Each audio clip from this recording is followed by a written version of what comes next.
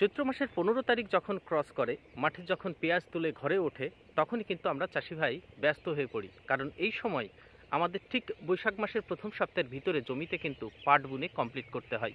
এবার এই যে পাট, আমাদের আগে বলা হতো এটা প্রধান অর্থনৈতিক ফসল, কিন্তু কতটা অর্থনৈতিক সেটা কিন্তু আপনারা ভালোই জানেন যারা চাষ করেন।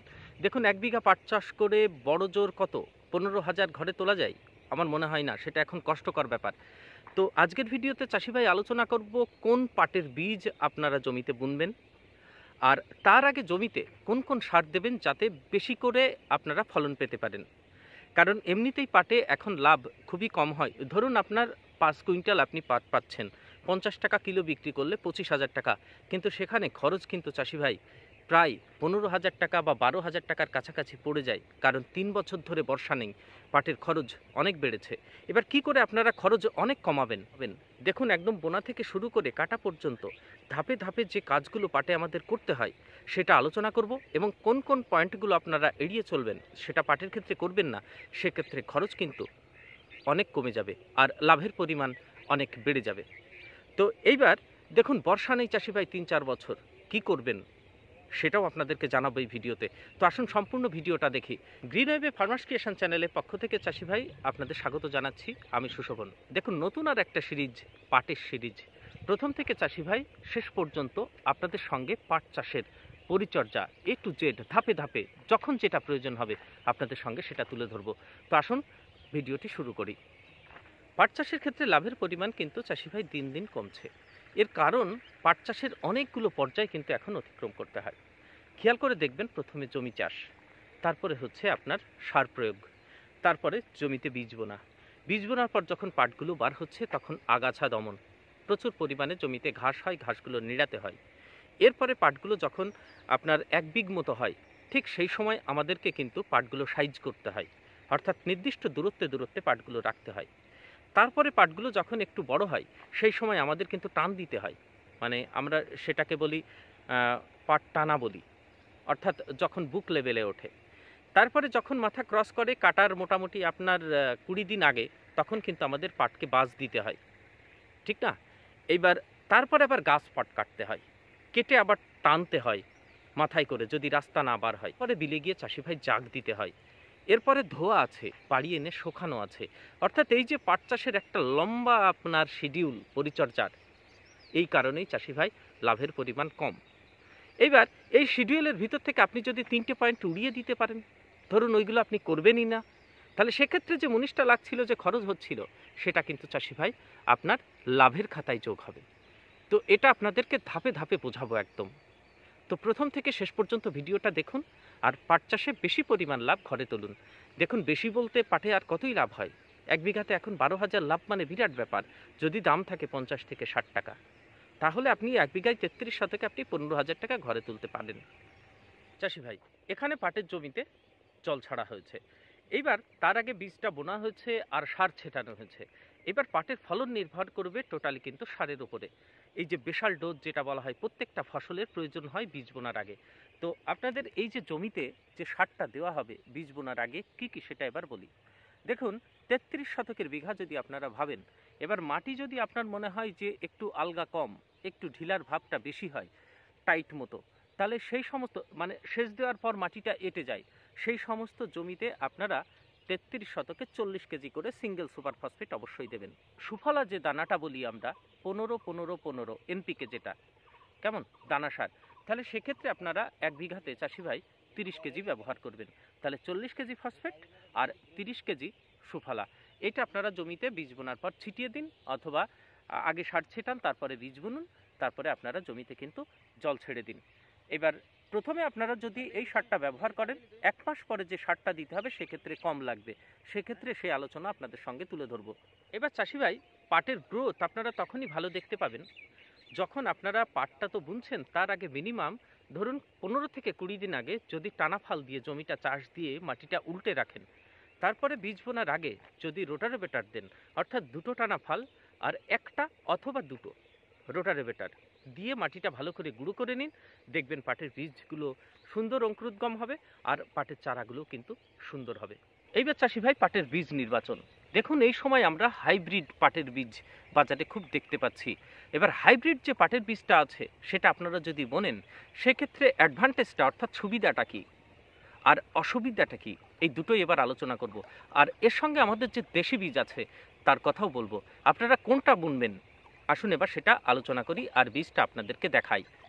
চাষি ভাই, এই সময় যে পাটের বীজগুলো বোনা হচ্ছে তার ভিতরে সেরা 3টে পাটের বীজ আপনাদের সঙ্গে আমি শেয়ার করছি, যেগুলো আপনারা বুনলে আপনারা লাভের পরিমাণ বেশি পাবেন দেশি এবং হাইব্রিডের ভিতরে। তার ভিতরে একটা সব থেকে বেশি যেটা প্রচলন আছে সেটা আপনাদের বলি, আপনারা সবাই জানেন, অনেকে হয়তো করেছেনও, সেটা হচ্ছে রাজা। কিন্তু অল্প একটু ধৈর্য ধরে দেখবেন, এই যে রাজা পাটের বীজটা NJ7005, এর সুবিধাটা কোথায়, অসুবিধাটা কোথায়, একটু লাস্টে বলছি। আর প্রথমে বলি আমাদের দেশি ভ্যারাইটি, এটা আমাদের জেসিআই, এই দেখুন জেসিআইয়ের বীজ এটা। এই পাটটাও কিন্তু যথেষ্ট ভালো, আপনারা সর্বোচ্চ এটা 120 দিন জমিতে রাখতে পারেন। আর ফলন সর্বোচ্চ আপনারা 5 কুইন্টাল 33 শতকে কিন্তু আপনারা তুলে নিতে পারেন। এর মডেল নাম্বারটা আপনাদেরকে বলি, দেখুন JRO 204, এইটা JRO 204, এটা দেখে আপনারা নেবেন। আর অবশ্যই লেভেলগুলো দেখে নেবেন ভাই, এই জেসিআই দেখবেন আর এইখানে ডেটটা আপনারা ফলো করবেন, 2024 ফেব্রুয়ারি মাস, এটা হচ্ছে প্যাকিং ডেট। কেমন?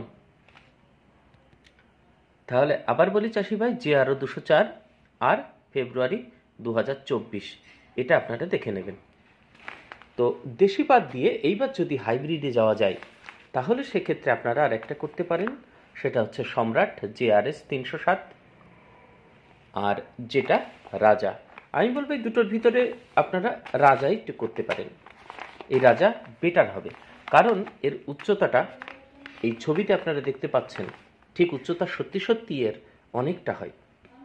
আর এর আরেকটা অ্যাডভান্টেজ যেটা হচ্ছে, এইখানে আপনারা পাটের কালার দেখছেন, এটা লেভেল ক্লেম, অর্থাৎ এর কালারটা খুব সুন্দর হয়। অল্প জলেও আপনি যদি ডোবান সেক্ষেত্রেও এরকম একটা গোল্ডেন ভাব চলে আসে। এবার দেখবেন আমাদের পাটের কালারের উপরে কিন্তু দাম ডিপেন্ড করে, কারণ নোংরা জলে যখন বর্ষা কম হয়, ঠিক আছে, তখন আমাদের পাটের কালার কিন্তু আনা খুব কষ্টকর হয়ে যায়, কারণ অল্প জায়গায় সবাই জাগ দেয়, আস্তে আস্তে জল কালো হয়ে যায়, পাটের কালার আসে না।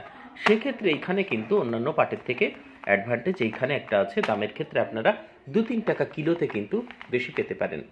এবার আসি ফলনের কথায়, আমাদের দেশি আছে, এটা আপনারা সর্বোচ্চ 5 কুইন্টাল পেতে পারেন, এটা সর্বোচ্চ 6 কুইন্টাল পেতে পারেন বিঘাতে। 5.5 কুইন্টাল কিন্তু নর্মালি সমস্ত চাষি ভাই এটা কিন্তু আপনারা পেতে পারেন। এটা নাজুবেদি কোম্পানি আপনার মার্কেটিং করে। নাজুবেদি কোম্পানি আমাদের সবজির বীজও কিন্তু ভালো ভালো বীজ এদের আছে। তো যাই হোক, আপনারা এই পাটটা ব্যবহার করতে পারেন, কিন্তু এর ডিসঅ্যাডভান্টেজ দেখুন, কয়েক বছর ধরে লক্ষ্য করা যাচ্ছে যে পাটটা আপনি লম্বা করছেন, ঠিক আছে লম্বা হচ্ছে, কিন্তু জোর যদি বৃষ্টি আসে, বৃষ্টির সময় যদি একটু হাওয়া হয়, তাহলে কিন্তু পাটগুলো ভিতরে এলোমেলো হয়ে যায়, সেক্ষেত্রে কাটতে গিয়ে কিন্তু অনেক মুনিশ লাগে, সেক্ষেত্রে আপনার খরচটা একটু বেশি হয়। তো আপনারা চেষ্টা করবেন, আপনারা মোটামুটি 90 থেকে 95 দিনের ভিতরে আপনারা কেটে বেরিয়ে যাবেন, ঠিক আছে, সেক্ষেত্রে কালারও বেশি পাবেন। আর গোড়ার দিকে, এই পাটের গোড়ার দিকে আপনার সেই মানে যে কাটা কাটা ভাবগুলো হয় সেগুলো হবে না। 3 বছর আমাদের এখানে কিন্তু বৃষ্টি নেই। আমাদের যে গ্রাম, সেই গ্রামের নাম নদিয়া জেলার আপনাদের কৃষ্ণনগর 1 ব্লকের কিন্তু যে আসারনগর অঞ্চল আছে তার বিলপাড়া গ্রামের নাম। ওই যে তালগাছের সারিগুলো দূরে দেখতে পাচ্ছেন, ওইখানে কিন্তু আমাদের বিল, ওখানে পাট চাক দেওয়া হয়। কিন্তু 3টে বছর হলো জলের দেখা নেই, অর্থাৎ আমাদের বিলটা যে পুরো ভেসে যায়, পাটের জমিতে জল আসে, চারিদিক দিয়ে জল হয়ে যায়, জেলেরা মাছ ধরতে ব্যস্ত হয়ে পড়ে, কিন্তু এই 3 বছর চাষি ভাই জলের পরিমাণ খুবই কম হয়। তাহলে চাষি ভাই, এই যে এই অঞ্চল দিয়ে যে পাটগুলো চাষ করা হবে, বা বিল থেকে দূরবর্তী অঞ্চলে যেখানে আপনার পাট চাষ করা হচ্ছে, জলের অভাবে সেখান থেকে পাট কাটার পর আপনার ক্যারিং কস্ট খুব বেশি পড়ে যায়, আর সেই সময় মুনিশের কিন্তু খুব আকাল হয়। দেখুন এক এক আটি, আপনার এই ছোট ছোট যে আটিগুলো করা হয়, কোথাও একটু দূরত্ব বেশি হলে 2 টাকা করেও আটি কিন্তু খরচ পড়ে বহন করে নিয়ে যেতে, সেখানে আপনার জাগ দিতে হয় বিলে গিয়ে, সেখানে কিন্তু খরচ অনেক বেশি পড়ে। তো লাভের পরিমাণ এইখানে সব থেকে বেশি থাবা বসায়। তো এই অংশটা আপনারা কমিয়ে ফেলতে পারেন। এখানে আপনি খেয়াল করুন, এইখানে জমির একটা অংশে, এখানে ধরুন আপনার 5 থেকে 6 বিঘার পাট আপনি ধাপে ধাপে কিন্তু কি করতে পারবেন, এখানে পচাতে পারবেন। 30x20 এরকম ছোট্ট একটা মানে গর্ত আপনারা কাটতে পারেন। এই দেখুন আমি নিচে নামি। এবার এর গভীরতা আপনারা করবেন হচ্ছে তো 4 থেকে 4.5 ফুটের ভিতরে গভীরতা রাখুন। আর দৈর্ঘ্যে রাখুন আপনারা এইদিকে হচ্ছে মানে 30 হাত, আর এইদিকে প্রস্থে রাখবেন আপনারা 20 হাত। তো এইরকম জায়গায় 5 থেকে 6 বিঘার পাট আপনারা ইজিলি কিন্তু ডুবিয়ে ফেলতে পারবেন। 5 থেকে 6 বলছি কেন, আপনার আরও আশেপাশের পাটও আপনারা ডোবাতে পারবেন।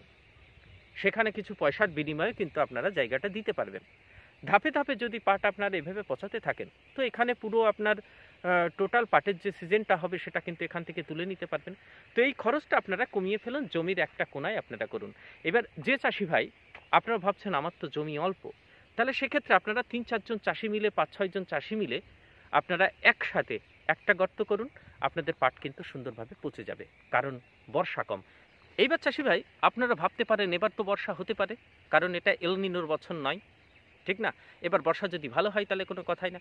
কিন্তু চাষি ভাই এই যে আপনাদের হাইব্রিড পাটের কথা বলছি না, এই হাইব্রিড যে পাটটা এটা আপনার ঠিক বললাম একটু আগে, যেটা আপনার 90 দিন থেকে কিন্তু কাটা শুরু হয়। তো হাইস্ট আপনারা এটা 100 দিন রাখতে পারেন। 90 থেকে 100 দিনের ভিতরে আপনার কাটতেই হবে। এইবার আপনি চৈত্র মাসের মাঝামাঝি ধরুন জমিতে পাট বুনলেন, অথবা চৈত্র মাসের শেষে, তাহলে বৈশাখ জ্যৈষ্ঠ আষাঢ়, ঠিক না, এই 3 মাস এর ভিতরে আপনার পাটটা কাটতে হচ্ছে। তাহলে সেক্ষেত্রে খেয়াল করে দেখুন আষাঢ় মাসে কিন্তু বিলে খালে জল ভর্তি থাকে না তখন, তাহলে তখন আপনি তো ওয়েট করতে পারছেন না। এই জন্য চাষি ভাই গর্ত টাকাটা হাইব্রিডের ক্ষেত্রে, আর দেশের ক্ষেত্রে আপনারা সেটা 120 দিন পর্যন্ত টেনে দিতে পারেন। আর এখনকার যে বর্ষাকাল যে জলটা বিলে জমে চাষি ভাই, সেটা কিন্তু একদম খেয়াল করে দেখবেন মানে শ্রাবণ মাসে ভাদ্র মাসে। এই কারণেই আমাদের এখন পাট চাষের জন্য এই গর্তগুলো করতে হয়। আর একটা কথা বলি চাষি ভাই, এই দেখুন জমিগুলো ছোট ছোট লম্বা লম্বা আপনারা কিয়ারি করে নিন। এই কিয়ারি যদি করে নেন তাহলে কি হবে বলুন তো, যখন জল ছাড়বেন, জল ছাড়ার সময় সেচটা কিন্তু খুব সুন্দর হবে, মানে জলটা কম লাগবে আর একটু বেগে বয়ে চলে যাবে। আর একবারে জমিতে যদি কিয়ারিগুলো আপনার বেশি চওড়া হয় সেক্ষেত্রে জল কিন্তু বেশি লাগবে, কারণ 1 বিঘা জমিতে এখন 7 ঘন্টা 8 ঘন্টা করে কিন্তু এই জল লাগে এই চৈত্র মাসে। তো যেহেতু বৃষ্টি এবার 2-3টে হয়ে গেল, এবার জলের পরিমাণ কম লাগছে, 4 থেকে 5 ঘন্টার ভিতরে কমপ্লিট হচ্ছে। তা এই দেখুন এইরকমভাবে মাটি তুলে নেবেন, একদম শেষ পর্যন্ত জমিটাকে লম্বাভাবে ভাগ করে নেবেন। আর মাটি দেখেছেন চাষি ভাই, এই মাটি দেখেই চাষি ভাই আপনারা বুঝতে পারবেন পাটের কোয়ালিটি কত হবে, পাটের হাইট কত হবে। এই দেখুন গভীরতা দেখুন, আর মাটিটার কোয়ালিটি দেখুন কেমন। আজকের ভিডিও চাষি ভাই এ পর্যন্তই। পরবর্তী আবার ভিডিওতে আপনাদের সঙ্গে দেখা হবে পাট চাষের যে পরবর্তী পরিচর্যা নিয়ে, অর্থাৎ বার হওয়ার পর যখন পোকায় কাটে, তারপরে আপনার যে নিড়াতে হয় যেটা, সেই সব নিয়ে আপনাদের সম্পূর্ণ আলোচনা করব। তো ভালো থাকবেন সবাই। সম্পূর্ণ ভিডিওটি দেখার জন্য অসংখ্য ধন্যবাদ।